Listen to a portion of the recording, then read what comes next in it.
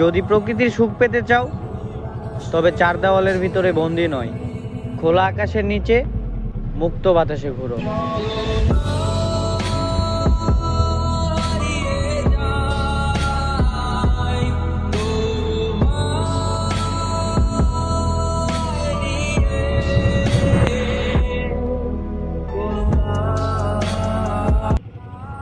যদি প্রকৃতির সুখ পেতে চাও তবে চার দেওয়ালের ভিতরে বন্দি নয়, খোলা আকাশের নিচে মুক্ত বাতাসে ঘুরো।